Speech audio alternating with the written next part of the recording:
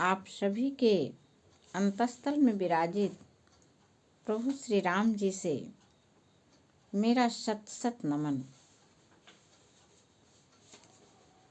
यह रामचरितमानस की पुस्तक और प्रभु श्री राम, इनके बारे में तो शायद कोई जान ही नहीं सकता है। जानेगा कैसे? ये तो असीमित हैं, अनंत हैं। बस जानने का तो एक ही तरीका है कि इनको सब जगह, सब रूप में इन्हीं को देखें। प्रत्येक चीजें जो भी हमारे आसपास दिखाई दे रही है, जहाँ तक हमारी दृष्टि जाती है, उन सब में तो बस श्री राम श्री राम श्री राम ही तो हैं। तभी तो तुलसीदास जी ने सिर्फ एक चौपाई में कह दिया है, सिया राम मैं सब जग जानी, करऊं प्रणाम जोरी जुग पानी। सारे जग में जड़ चेतन दृश्य अदृश्य सब जगह सीता और राम जी ही हैं। और जब हम सब में सिया राम को ही देखेंगे तो कल्पना करिए फिर मेरा व्यवहार कैसे होगा सबके प्रति। वो चाहे कोई पुस्तक हो, कापी हो, कलम हो, कुर्सी हो, मेज हो, हमारे जीवन में प्रयोग आने वाला कोई भी सामान हो, सबके साथ फिर हमारा बर्ताव बदल जाएगा। जितना अच्छे से अच्छा बर्ताव हम सबके साथ कर पाएंगे कि ये तो राम ही हैं, इनके साथ तो बहुत ही प्रेम पूर्वक हमें रहना है। बस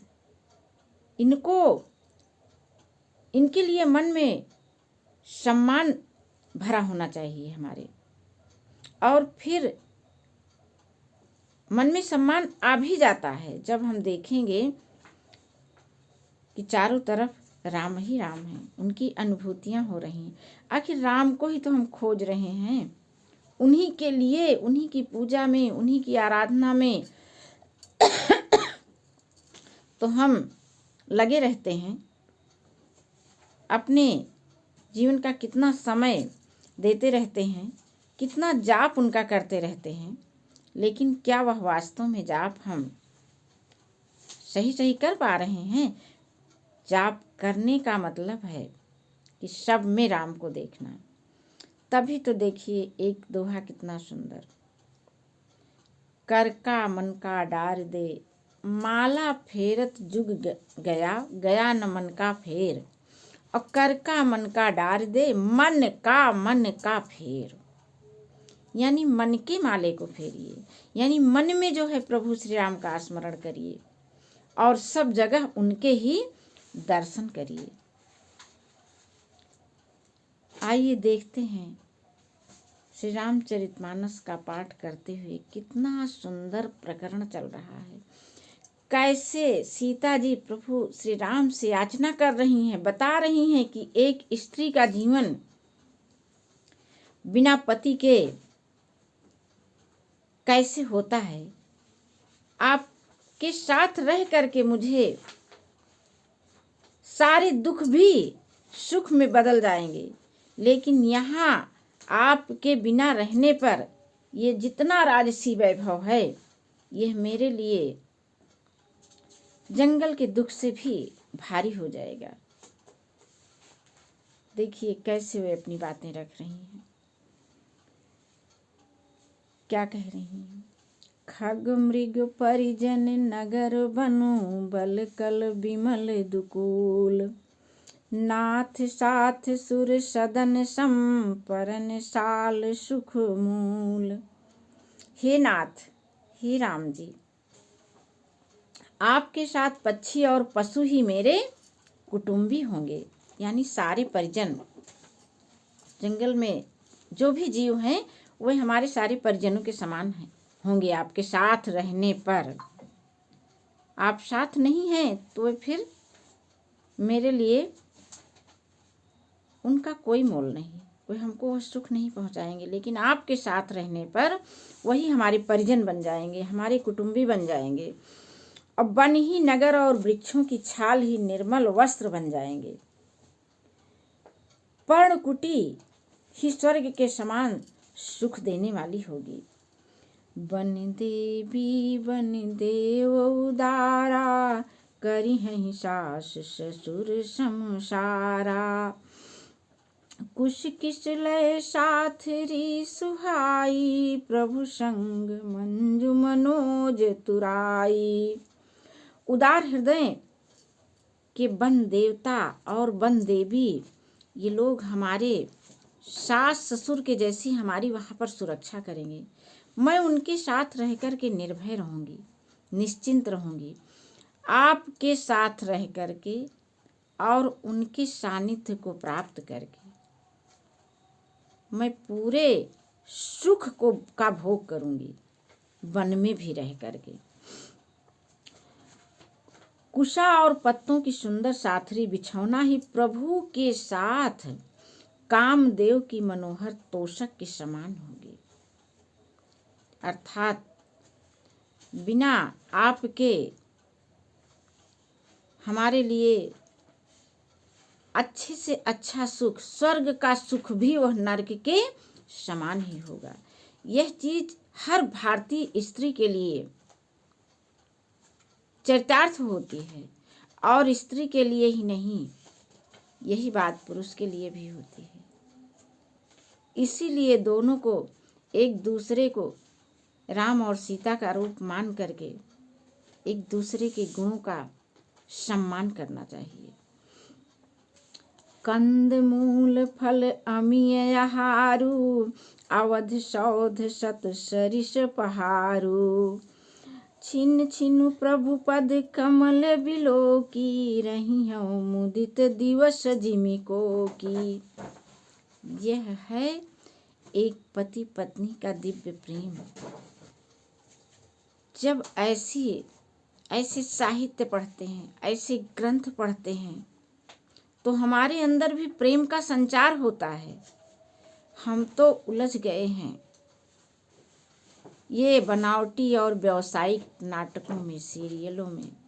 उनको क्या, उनको देखते हैं, उन्हें पैसा मिलता है, वे तो उसी पैसे के लिए इतनी जालसाजी भरे सीरियल दिखा रही हैं। लोग पसंद कर रहे हैं तो दिखाए जा रहे हैं। देखिए तो यह पुस्तक पढ़ने पर कैसे मन में प्रेम का संचार होता है। लगता है कि इसे हमने बहुत पहले क्यों नहीं पढ़ा। पढ़ेंगे भी कहाँ से, जब बहुत सारे पुण्य संचित होते हैं तभी ये सब मिलता है। प्रभु श्री राम का नाम मुंह से निकलता है, रामचरितमानस की चौपाइयाँ आंखों के सामने से गुजरती हैं, आती हैं, निकलती हैं, दिखाई देती हैं। अन्यथा तो हमारे पास रखे रहने पर भी हम इसको नहीं देख पाते हैं। कंद मूल फल अमिय आहारू, अवध सौध सत सरिस पहारू।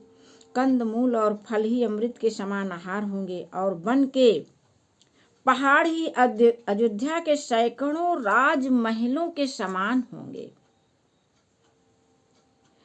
छिन छिन प्रभु पद कमल बिलो की, रही हूँ मुदित दिवस जिमिको की। क्षण क्षण प्रभु के चरण कमलों को देख देख करके मैं आनंदित होती रहूंगी, जैसे दिन में चकवी रहती है। बन दुख नाथ कहे बहु तेरे, भय विषाद परिताप घनेरे। प्रभु वियोग लवलेश समाना, सब मिली हूँ हीन कृपा निधाना।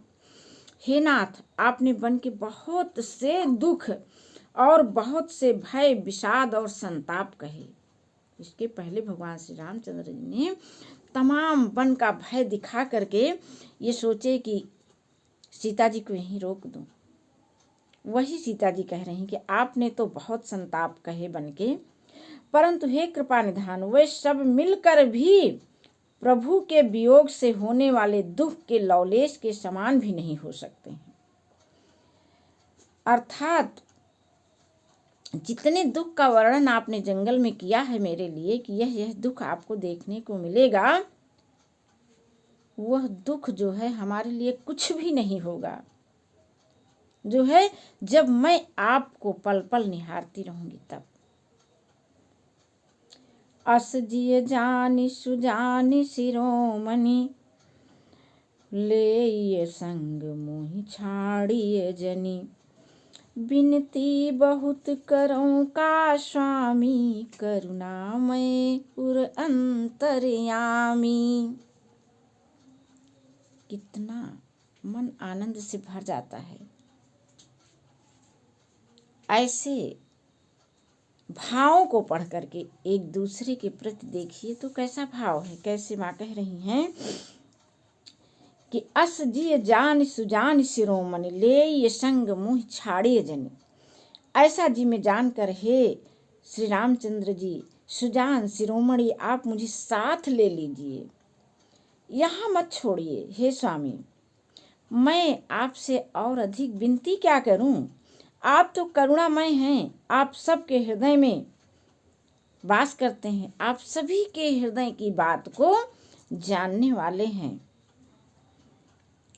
राखिए अवध जो अवधि लगी, रहत न जनि हैं प्राण, अदीन बंधु सुंदर सुखद शील स्नेह निधान।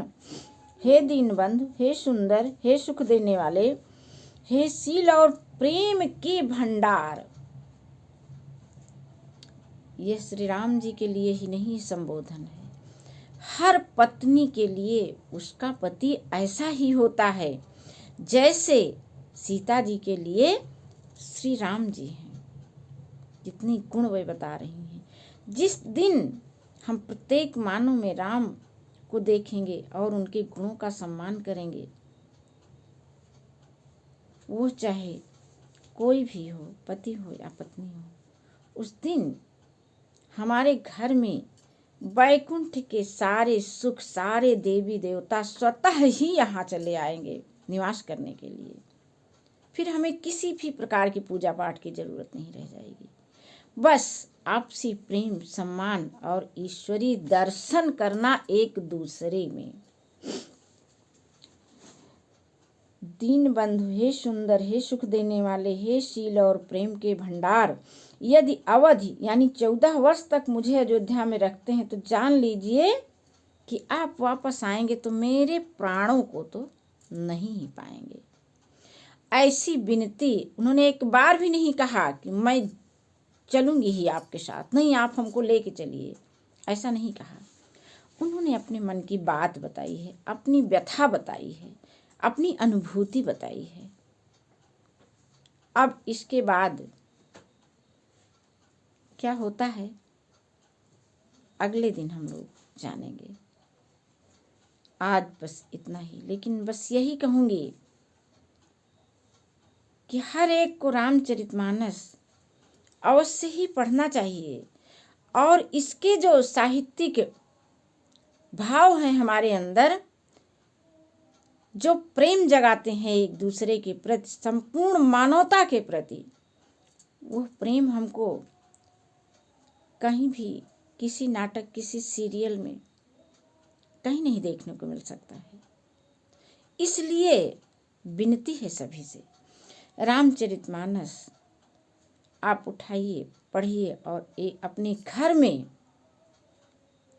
सुख और आनंद को आमंत्रित करिए। जय श्री राम जी की।